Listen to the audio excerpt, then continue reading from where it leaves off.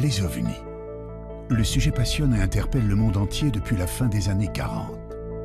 Pour certains, il ne s'agit que de mauvaises interprétations de phénomènes météo ou d'engins conçus par l'homme. Les satellites, les avions, les fusées, les ballons-sondes ou encore les drones, mais aussi les essais militaires top secrets, pourraient être la source de cette confusion.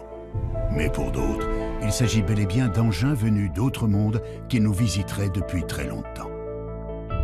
Pour les défenseurs de la présence d'ovnis dans notre ciel, la preuve pourrait se trouver dans notre passé, à une époque où aucune technologie humaine n'était présente dans le ciel ou l'espace.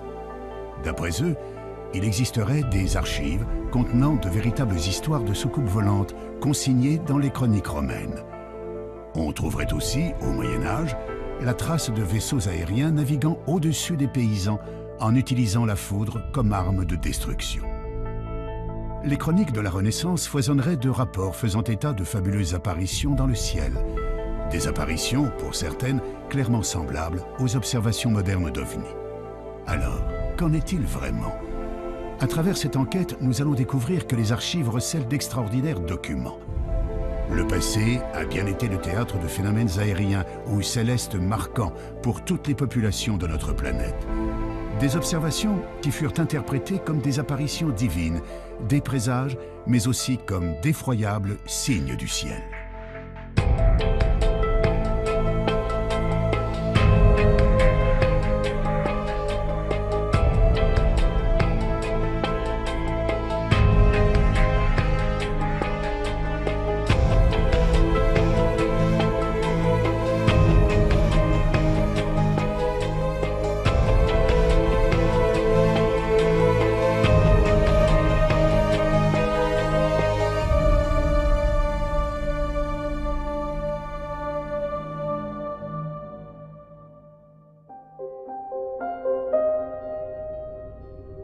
D'après les astronomes, l'univers compte autant d'étoiles que de grains de sable sur notre planète. Certains pensent qu'il y a probablement des millions de mondes habitables et peut-être des planètes où vivraient des êtres intelligents, voire des civilisations supérieures à la nôtre.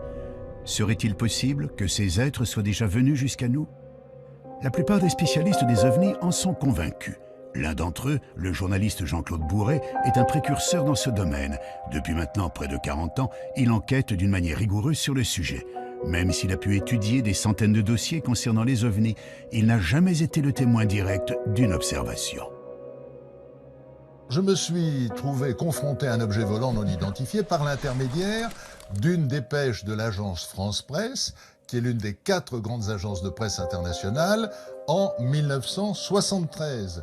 Cette AFP racontait l'affaire de Turin.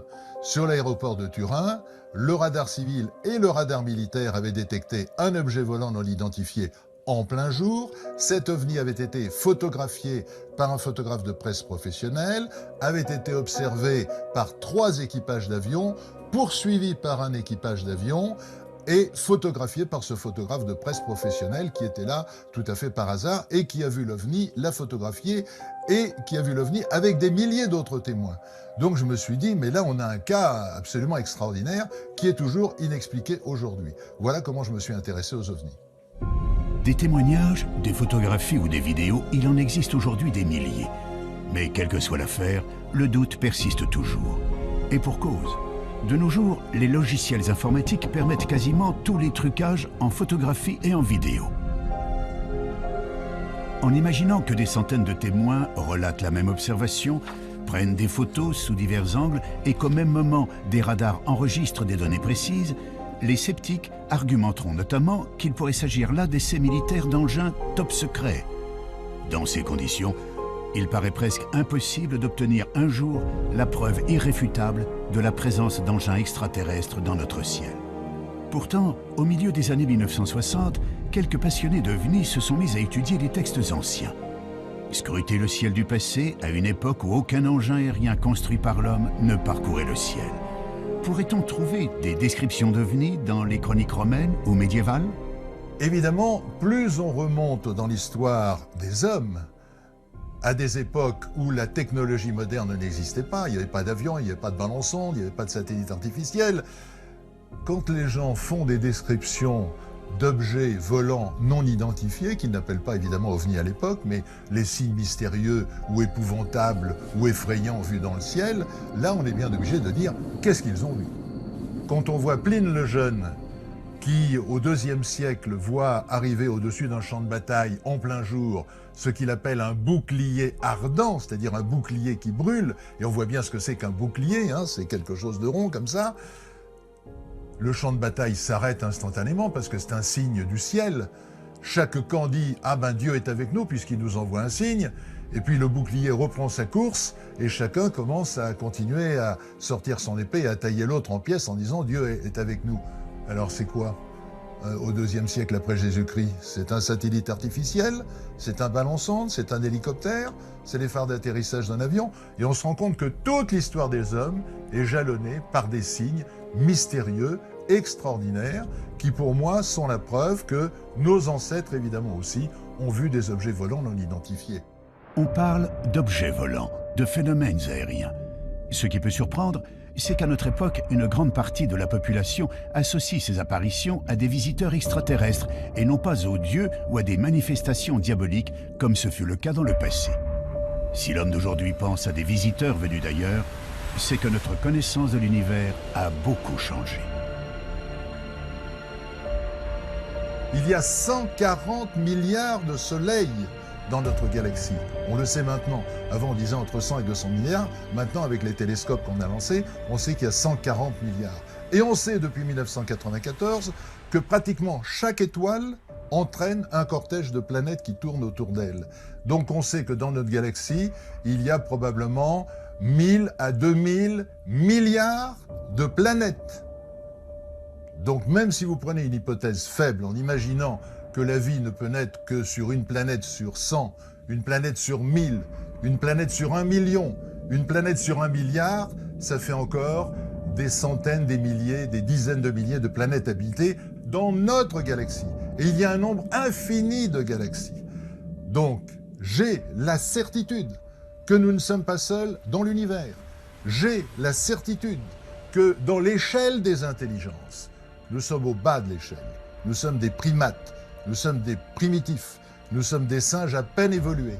Et une civilisation qui aurait ne serait-ce que 1000 ans ou 2000 ans d'avance, ce qui n'est rien, parce qu'il peut y avoir des civilisations qui ont des milliards d'avance par rapport à nous, elle se manifesterait à nous sous une forme magique. Une forme magique, comme une lumière étrange, une apparition prodigieuse. Parmi les nombreuses vidéos d'OVNI, il en existe quelques-unes dont la source a pu être vérifiée, comme celle que vous allez découvrir. Nous sommes en septembre 2012. En cette fin d'après-midi, une équipe de tournage s'affaire à filmer à Zofingen, en Moselle, les évolutions de parapente et de paramoteurs dans le ciel. Vers 18h, le caméraman, équipé d'un matériel haute définition, va enregistrer des images pour le moins étonnantes.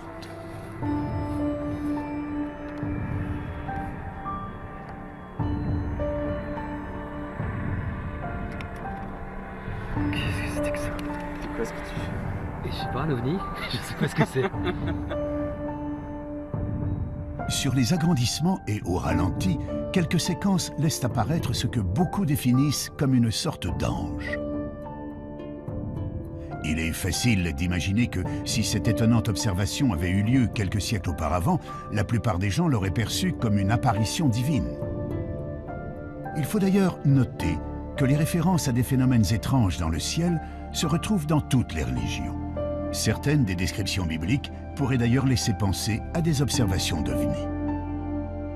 Si vous prenez un livre qui est reconnu par tout le monde, le Pentateuque, reconnu par les Juifs, par les chrétiens, par les musulmans, vous avez le livre du prophète Ézéchiel.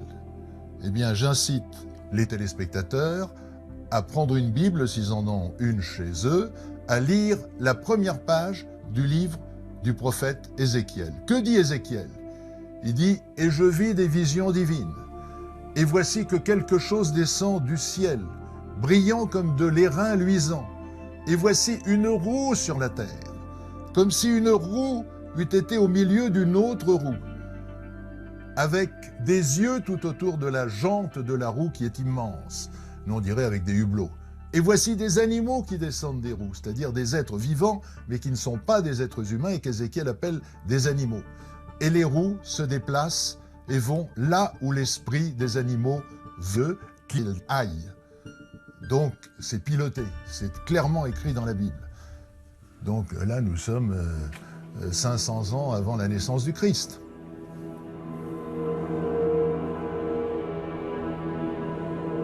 D'autres sources nous parlent de phénomènes célestes ou atmosphériques étonnants observés dans l'Antiquité, notamment dans les écrits d'un certain Julius Obsequens, auteur du Livre des Prodiges. Cet ouvrage réunit des faits étranges relevés de l'an 249 à l'an 12 avant Jésus-Christ. On y trouve toutes sortes d'événements marquants, brièvement résumés et, notamment, des observations curieuses dans le ciel dont voici quelques exemples. Près de Spolète, un globe de feu de couleur d'or tomba en tournoyant sur la terre.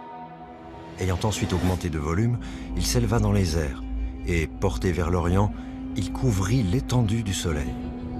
On vit à Tarquinium une torche ardente sillonner l'étendue et tomber soudain. Au coucher du soleil, un corps semblable à un bouclier ardent fut aperçu, se dirigeant de l'Occident vers l'Orient. On vit comme des armes et des javelots s'élever de terre avec un grand bruit et se diriger vers le ciel. Comment expliquer ces mystérieuses observations relevées par plusieurs chroniqueurs romains?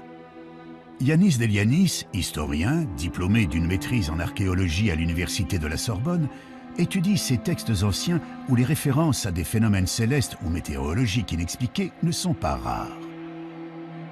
Les Romains nous parlent de poutres enflammées qui traversent le ciel. Ils nous parlent d'apparitions, ils nous parlent de globes de feu qui parfois ont des comportements étranges dans le ciel. On a un exemple chez Julius Obsequens d'une boule qu'il nous dit de couleur dorée qui serait descendue pratiquement au niveau du sol pour ensuite remonter. Ce sont des phénomènes qu'on s'explique mal aujourd'hui, qui pourtant sont rapportés de façon plus ou moins précise. Et malheureusement, on ne sait pas quoi en faire de ces observations, de ces rapports. S'il est possible que certaines de ces descriptions, comme les torches ardentes, les poutres enflammées ou les étoiles chevelues, citées dans les chroniques romaines, peuvent se rattacher à l'observation des météorites ou des comètes, il paraît plus difficile d'expliquer la vision d'une boule dorée se posant puis remontant vers le ciel ou d'un bouclier ardent parcourant l'horizon.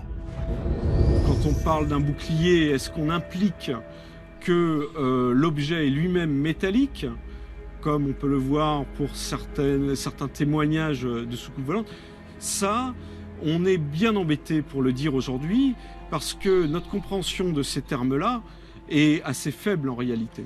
On les rapproche d'une morphologie, la morphologie est évidente, Les Romains classifiaient leurs prodiges suivant une typologie morphologique, ils les classifiaient en fonction de la forme, mais qu'est-ce que ça représentait exactement? Là est toute la question. Les boucliers volants de l'Antiquité restent donc une énigme pour les historiens. On peut aussi s'interroger sur un autre fait surprenant de ces écrits vieux de 1800 ans. À leur lecture, on s'aperçoit que leurs auteurs ne cherchent jamais à expliquer l'origine de ces phénomènes, comme si cela les dépassait de très loin. Les Romains voyaient des choses dans le ciel qu'ils ne s'expliquaient pas forcément ou qu'ils tentaient d'expliquer par une rupture de l'équilibre de la nature. Donc ils cherchaient des interprétations. Et c'était peut-être ce qui les intéressait le plus en réalité, plus que le phénomène lui-même ou que sa nature, était de savoir ce qu'il fallait en faire et comment le comprendre, comment comprendre ces signes. C'est d'ailleurs l'un de ces signes qui marquera un tournant radical dans l'histoire de l'humanité.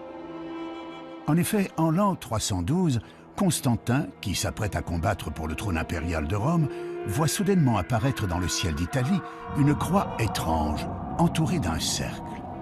Il croit y reconnaître un symbole chrétien. Pour le futur empereur, c'est bien sûr un message. Alors qu'il ne croyait pas au Dieu des chrétiens, il est désormais persuadé d'être protégé par le Christ. Après sa victoire, Constantin interdira la persécution des chrétiens dans l'Empire, annonçant le début d'une entrée de l'Europe dans l'ère chrétienne. Tout cela suite à l'apparition d'un phénomène étrange dans le ciel d'Italie il y a 17 siècles.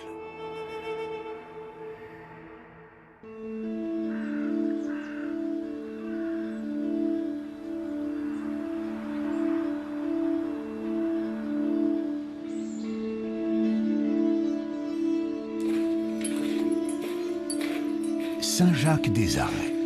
Ce petit village du Beaujolais est connu pour son église, la seule au monde à abriter un tableau reconnu officiellement comme représentant très clairement des ovnis, une œuvre du peintre Jean Fusaro. C'est celui-ci.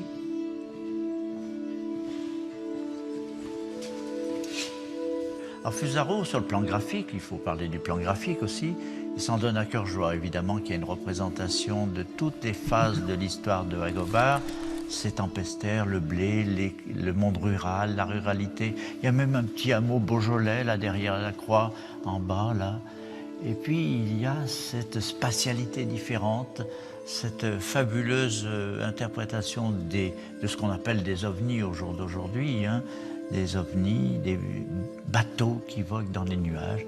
Alors, ce sont soit des bateaux, soit des soucoupes, soit des montgolfières, soit des cochons qui volent, soit des oiseaux qui volent. C'est tout à fait un monde où Fusaro se délecte d'abord, parce que c'est un peintre de la délectation. Il se délecte et il laisse parler totalement son imaginaire. Et ça, c'est très très fort, très très fort. L'auteur de ce tableau ne laisse pas tout à fait parler son imagination. Il illustre en effet un récit datant du 8e siècle signé par l'évêque de Lyon, Agobard. Ce dernier relate une histoire tout à fait extraordinaire qui interpellera bien plus tard les amateurs d'ovnis. Michel Rubellin, maître de conférences à l'université Lyon 2, est l'auteur de plusieurs ouvrages de référence sur Agobard. Il nous résume les grandes lignes d'un texte qui semble tout droit sorti d'un roman de science-fiction. Alors, dans ce texte, Agobard nous raconte que dans la région qui est la sienne, c'est-à-dire la région lyonnaise, il y a une croyance qui est partagée par tout le monde. Cette croyance, c'est le fait qu'il y a des gens qu'il appelle les tempestaires, qui sont dotés de pouvoirs pour déclencher la grêle et le tonnerre. Et par conséquent, la grêle, ça veut dire détruire des récoltes, les détruire très rapidement. Et puis, il ajoute aussi qu'on croyait aussi dans l'existence de vaisseaux aériens venant d'un pays s'appelant la Magonie, et que de ces vaisseaux aériens descendaient des individus qui venaient récolter les récoltes détruites par la grêle. Détruites par la grêle, commandées par les tempestaires. Et qu'ils prenaient ces récoltes, ils les emmenaient dans leur vaisseau et qu'ils repartaient vers la Magonie.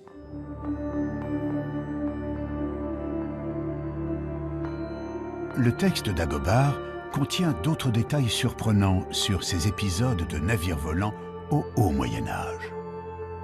Un jour où il se promenait dans la campagne, il a vu un rassemblement de paysans qui entouraient 4 personnes, 3 hommes et une femme, et ces paysans disaient « ces gens-là sont des gens qui sont tombés des vaisseaux, venus de ces vaisseaux depuis la Magonie. » Et par conséquent, ce sont des gens que nous avons enchaînés et que nous nous apprêtons à lapider.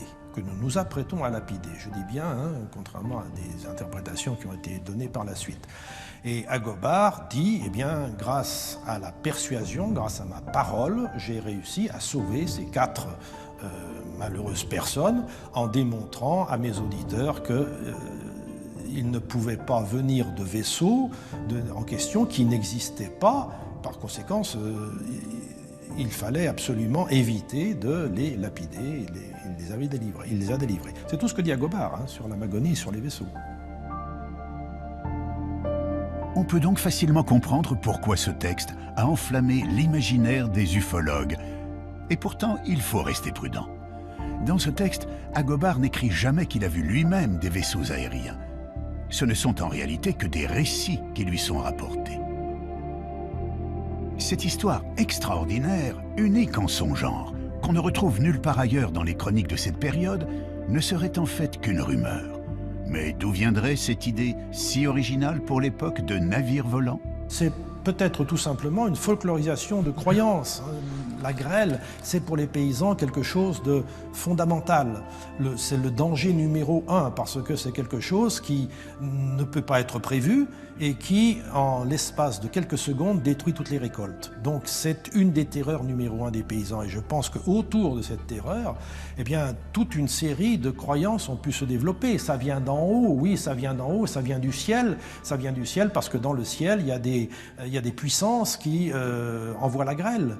Alors ces puissances, de là à les mettre dans un navire aérien, je veux dire, le pas n'est pas très difficile à franchir. Difficile pourtant de retrouver d'autres récits issus du folklore qui nous parlent de navires volants pilotés par des êtres venus d'un autre monde. Si l'on n'a pas encore découvert à ce jour de textes équivalents, il existe pourtant des représentations anciennes de vaisseaux naviguant dans le ciel pilotés par des êtres à l'apparence humaine. Ces représentations sont visibles dans une église située dans le monastère de Dekani, au Kosovo. Parmi les fresques et les icônes datant du milieu du XIVe siècle, on peut apercevoir sur une crucifixion 2 engins aériens très particuliers. 2 petits vaisseaux occupés chacun par un homme qui semble faire office de pilote. Une représentation peinte il y a plus de 700 ans et qui, on peut le comprendre, a passionné les amateurs d'ovnis qui pensent avoir trouvé là une véritable preuve d'ovnis dans les temps anciens. Mais pour mieux comprendre, il faut visiter d'autres églises plus proches de nous qui abritent des représentations assez comparables à celles de Dekani. En Belgique, à Chevetogne, se trouve un petit monastère occupé, tout comme au Kosovo, par des religieux orthodoxes.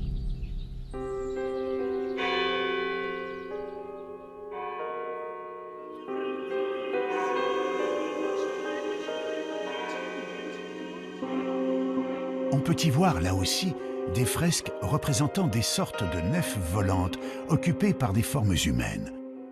On retrouve également des formes assez similaires aux vaisseaux de Dekani, des peintures représentant des objets aériens semblant parcourir le ciel et dans lesquels on perçoit des visages humains. Se pourrait-il que nous soyons là en présence d'une certaine symbolique religieuse? Il faut comprendre que dans l'iconographie orthodoxe, on est très sensible au texte biblique. Donc chaque fois qu'il y a une image qu'on voit, cette image, on voit au texte biblique. La fresque de Dekani concerne la crucifixion. Si l'on suit les évangiles, il est mentionné à plusieurs reprises que les ténèbres tombèrent sur Jérusalem de midi à 3 heures le jour de la crucifixion. Pour beaucoup, il s'agirait d'une éclipse. C'est donc pour symboliser cette éclipse que les artistes de Dekani ou de Chevetogne auraient fait figurer une lune et un soleil incarnés de chaque côté de la croix. Mais dans l'Église orthodoxe, cette représentation est plutôt rare. On a un cadre, donc il y a des règles strictes pour peindre tel ou tel saint ou telle scène biblique. Et on a des livres où c'est écrit avec beaucoup de précision. Pour telle scène, il faut faire ça, il faut faire ça, il faut faire ça. Donc, s'il y a des icônes ou des fresques où on peut voir, par exemple, des éléments qui paraissent bizarres, peut-être il faut se poser la question qui a réalisé cette fresque. Est-ce que c'est un vrai iconographe ou c'est un artiste qui a mis en jeu sa fantaisie?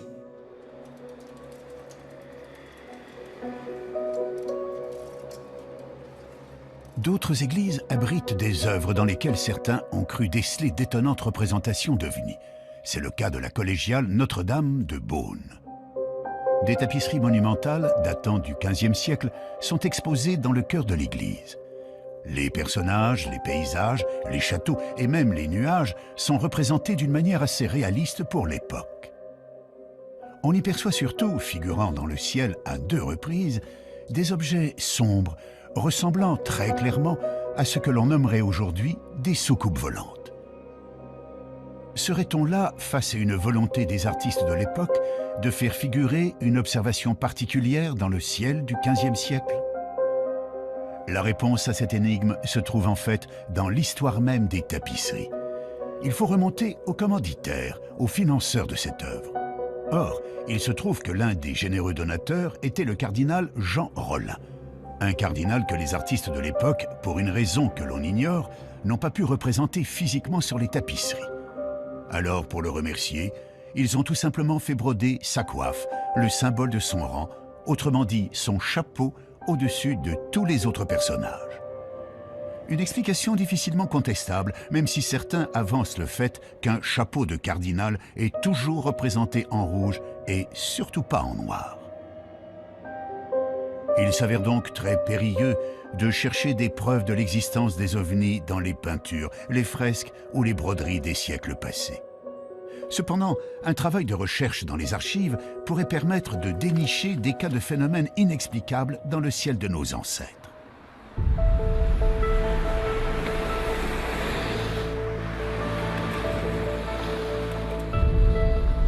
À Paris, au siège de Météo France, on trouve une bibliothèque très riche créée en 1878. On peut y consulter plus de 25 000 ouvrages scientifiques concernant la météorologie, mais aussi les phénomènes extraordinaires qui ont ponctué le ciel du passé.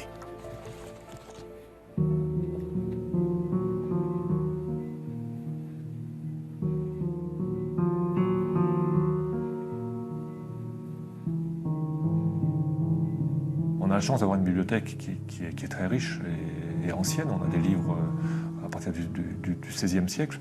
Et donc on peut retracer un peu comme ça toute l'histoire des connaissances sur l'atmosphère. Et on retrouve dans ces livres les premiers, par exemple, les premières observations de gloire qui avaient été faites au XVIe siècle par Bouguer lors d'un voyage en Amérique du Sud pour mesurer le méridien de la Terre. Donc, disons, il y a des livres sur les aurores boréales aussi qui datent du XVIIe siècle, qui sont, enfin, tous ces phénomènes fascinent les hommes depuis extrêmement longtemps. L'un des plus anciens ouvrages conservés est un livre rare, souvent cité en référence par les ufologues, le Prodigorium Chronicon de Conrad Lycosthenes, un ouvrage du XVIe siècle en parfait état de conservation.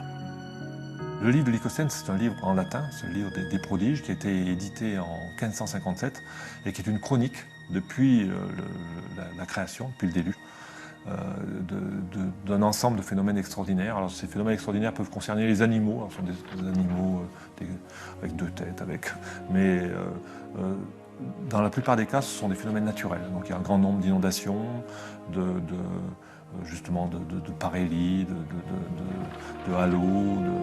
Il y a énormément de phénomènes lumineux dans l'atmosphère qui s'interprètent assez facilement. Puis il y a des choses plus... on se demande si c'est pas sorti de l'imagination de celui qui a écrit. Par exemple, on voit des bruits des armes dans le ciel, donc des bruits de bataille. On peut penser que ce sont des orages. Des tremblements de terre, enfin, on voit avec des villes qui sont avec des bâtiments qui sont détruits. Donc ce livre est très intéressant parce que chaque phénomène est daté. Et puis donc il y a un très grand nombre d'illustrations. Alors on se rend compte que ce sont des illustrations qui étaient des gravures au bois et que c'était un petit peu les mêmes illustrations qui resservaient plusieurs fois. Une nouvelle fois, l'auteur de cet ouvrage, tout comme le chroniqueur romain Julius Obsequens, fait donc état de prodiges extraordinaires observés dans le ciel depuis l'Antiquité. On y retrouve, illustrés, les fameux boucliers évoluant dans l'atmosphère, des soleils en pleine nuit, des torches ardentes et autres poutres flamboyantes.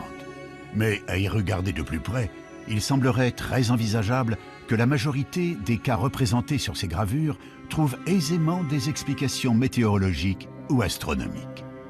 Pour les cas les plus étranges, il faut savoir que l'histoire des hommes a été marquée par des phénomènes cosmiques extraordinaires, mais tout à fait naturels.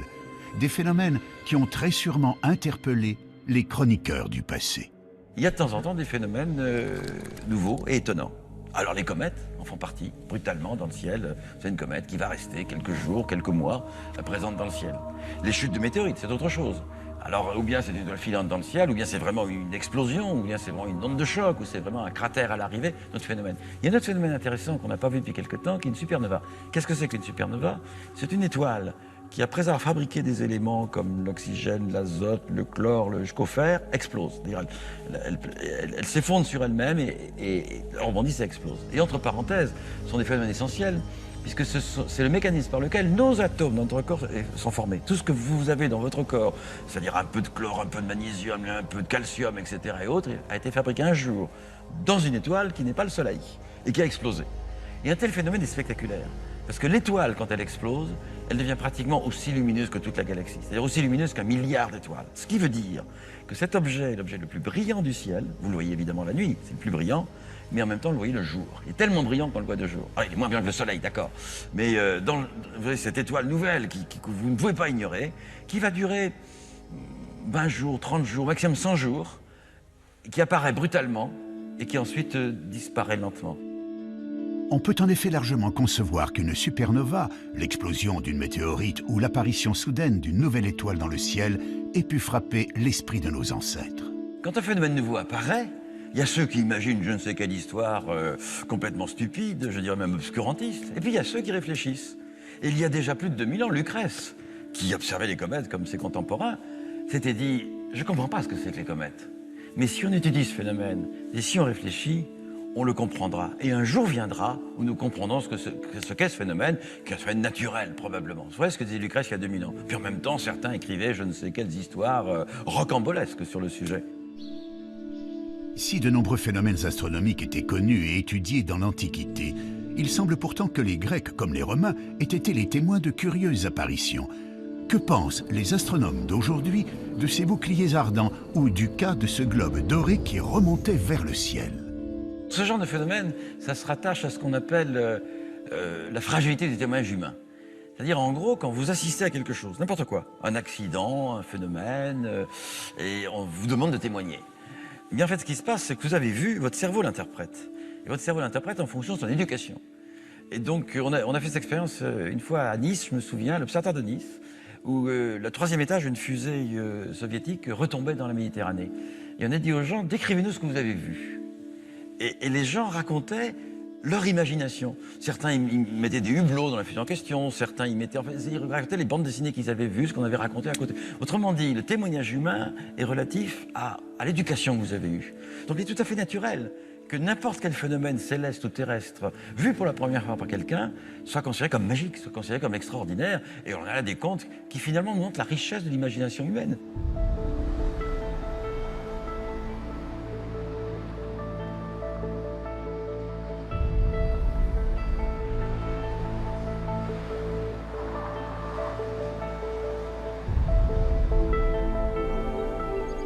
La ville de Nice détient justement un document qui a enflammé l'imagination de nombreux ufologues. Le document en question se trouve aux archives communales et il renfermerait l'un des cas les plus énigmatiques d'OVNI dans le passé.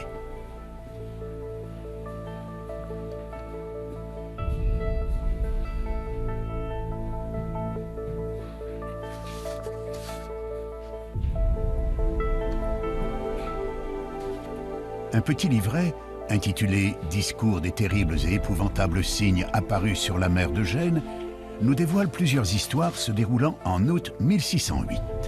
Cette année-là, la population aurait été témoin de nombreux prodiges autour de la Méditerranée, notamment en Italie, où les habitants de Gênes furent terrorisés par l'arrivée subite de 3 chars aux carrosses extraordinaires sur le port de la ville. Des chars tirés par des figures de feu d'où sortaient des hommes dont le corps semblait en partie recouvert d'écailles. Ces hommes sont décrits comme ayant des serpents volants entortillés autour du bras qui sautaient hors de la mer en poussant des cris effroyables. L'auteur nous signale que des gens seraient morts de terreur devant ce spectacle épouvantable et que le Seigneur des lieux aurait ordonné qu'on tire plus de 800 coups de canon contre ces incroyables engins qui n'en furent nullement effrayés. Face à un texte de cette nature, il est assez compréhensible que certains puissent y voir une véritable scène de science-fiction en plein XVIIe siècle. Ce document, il apparaît en 1608. Il fait partie de toute cette littérature de prodige qui est très florissante au XVIIe siècle. Et c'est ce qu'on appelle un canard. Un canard, c'est un petit pamphlet d'environ 8 pages qui relate des événements prodigieux, ce qu'on appelle à l'époque des signes effroyables, des signes épouvantables, suivant les termes utilisés à l'époque. S'il y avait beaucoup de journaux, de canards dans ce genre à l'époque, se pourrait-il qu'il existe d'autres documents, d'autres sources qui fassent mention de cet événement ?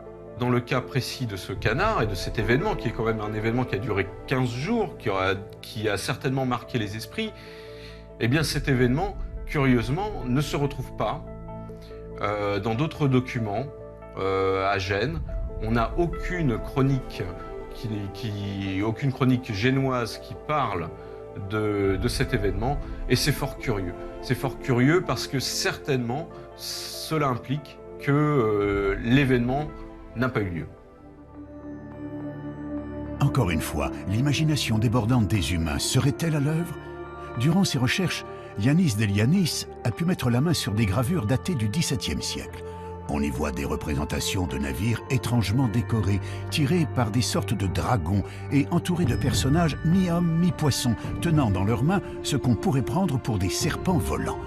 Le nombre de points communs semble donc important entre le texte sur les épouvantables signes sur la mer de Gênes et ces gravures qui datent, tout comme le canard, de 1608.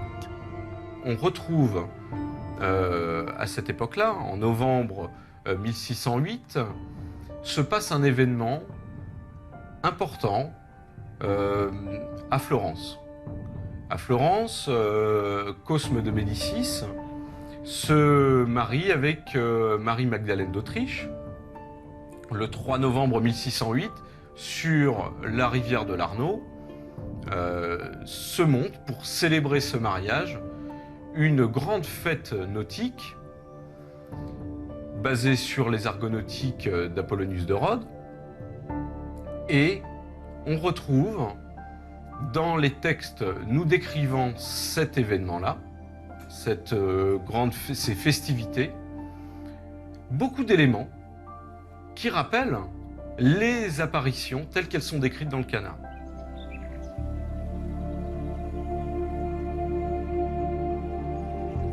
D'après Yanis, le livret en question fut édité en décembre 1608. Mais pourquoi l'auteur du feuillet sur les épouvantables signes situerait l'événement en août 1608 et non pas en novembre? Et pourquoi dans le port de Gênes et pas à Florence?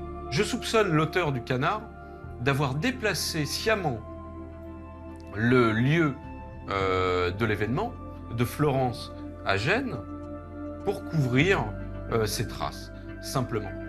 Ça arrive assez souvent dans la littérature de prodige, on réchauffe parfois les histoires, on change les dates, on change les lieux et on ressort la même histoire. C'est assez classique, et là on a peut-être un exemple également de ce genre de technique utilisée par les auteurs des canards. Falsification, témoins influencés par leur culture ou leur imagination, mauvaise interprétation de symboles religieux ou de phénomènes naturels, il paraît donc très difficile de trouver la preuve irréfutable d'observation d'ovnis dans les archives. Difficile, mais pas impossible. Il existe en effet quelques cas troublants qui ne trouvent aujourd'hui encore aucune explication valable. C'est le cas d'une observation faite à Hambourg en 1665 par un astronome et écrivain polonais. Dans le Theatrum Cometicum de Stanisław Lubieniecki, on retrouve plusieurs gravures qui représentent pour la plupart des comètes. Parmi celles-ci, une gravure particulière ne représente pas une comète. L'auteur est également l'observateur de ce phénomène. Il l'observe de chez lui. On voit sur la gravure qu'il a même marqué l'emplacement de l'observation, c'est-à-dire sa maison, son grenier. Il observe le phénomène de chez lui, et l'auteur, qui est rompu à l'observation des comètes, il vient d'en observer une la même année, quelques mois plus tôt en avril, voit ce phénomène apparaître au-dessus de sa ville on est en juillet. Il observe donc un autre phénomène qui pour lui n'est pas une comète. Et ce n'est pas une comète, c'est un phénomène qui n'apparaît pas sur plusieurs jours. Il est visible que quelques temps, quelques heures, je crois, au-dessus de la ville. Et il note sur cette gravure, il représente les différents états de ce qu'il voit. Et c'est très particulier, c'est assez intéressant. Ça, on a l'impression d'avoir un phénomène lumineux qui prend différentes formes, qui change d'orientation et qui se sépare en deux.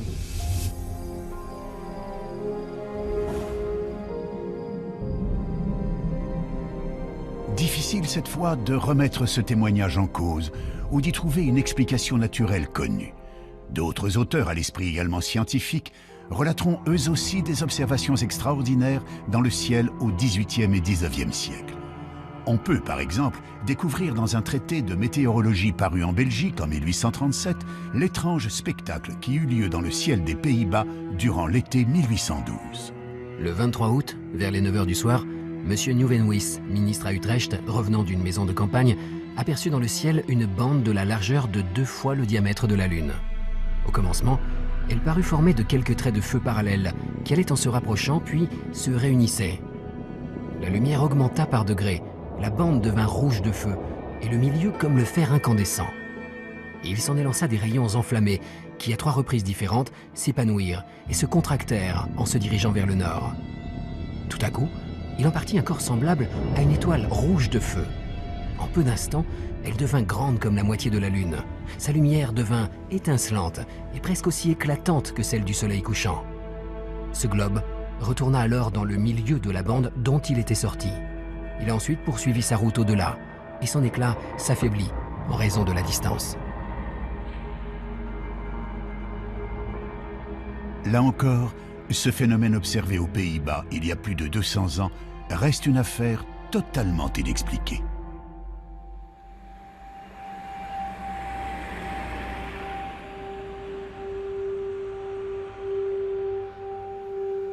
Un autre cas très différent s'est déroulé à peu près à la même époque sur la commune de Migné, située à quelques kilomètres de Poitiers. Le 17 décembre 1826, en fin d'après-midi, plus de 2000 personnes étaient réunies pour la plantation d'une nouvelle croix de mission devant l'église. Le prêtre était en train de faire son sermon, évoquant l'apparition de la croix de Constantin au IVe siècle, quand soudain est apparue dans le ciel, au-dessus des personnes réunies, une croix couchée de plus de 40 mètres de long, lumineuse, d'une couleur grise rosée, dont les contours étaient parfaitement nets.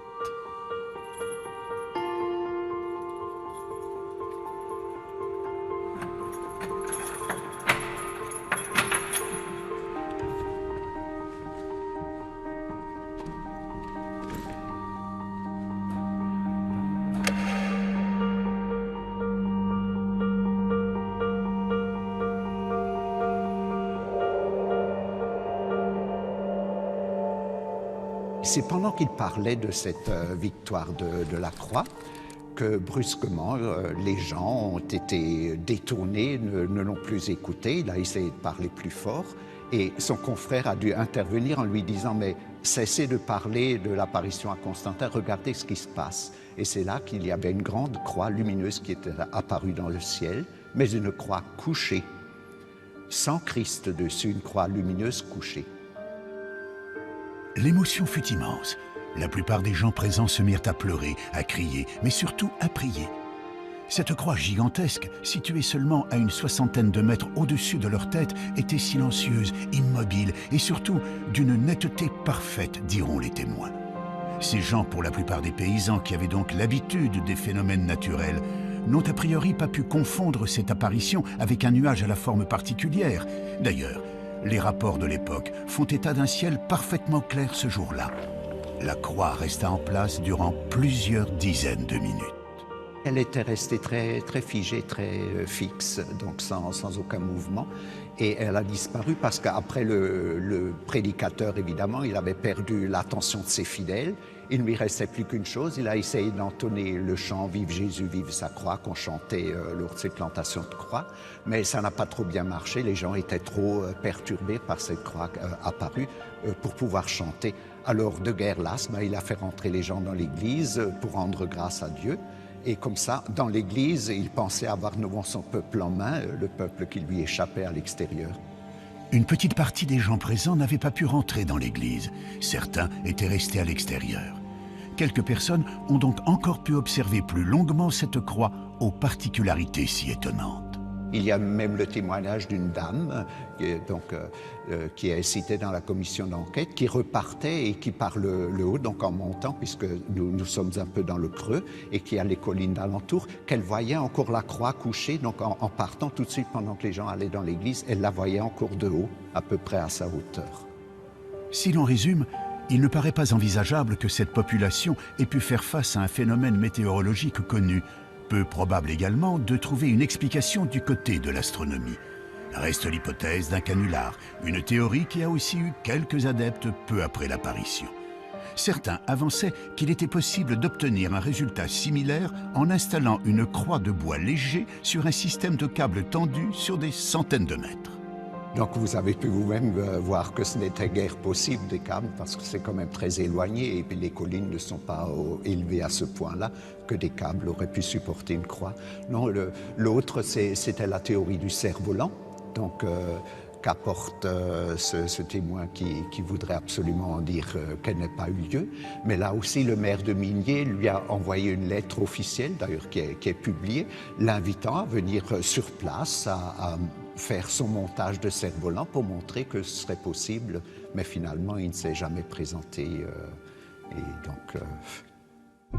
Il faut également admettre que si cette apparition n'était qu'une escroquerie conçue par un petit groupe, l'opération aurait nécessité un bon nombre de complices, la croix en question faisant tout de même plus de 40 mètres de long.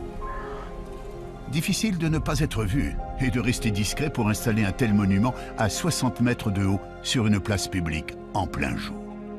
De plus, les années passant, personne n'a jamais avoué avoir participé à une telle action. Enfin, si des gens d'église avaient organisé et créé de toutes pièces cette apparition dans un but de propagande, ils auraient utilisé leur propre code, respecté le dogme catholique. Or, la croix qui est apparue dans le ciel de Migné en 1826 est dans le sens contraire au rite chrétien. L'évêque a fait, quand il a fait reconstruire l'église pour garder un souvenir de l'apparition, il l'a fait reconstruire en la retournant en quelque sorte à l'endroit exact où est apparue la croix. C'est pour cette raison que l'église actuelle, donc puisqu'on a rajouté le chœur et le transept, est tournée vers l'ouest, donc en sens inverse de toutes les autres églises. Donc pour moi, c'est plutôt un signe que de sortir, d'aller vers le monde, de regarder en avant.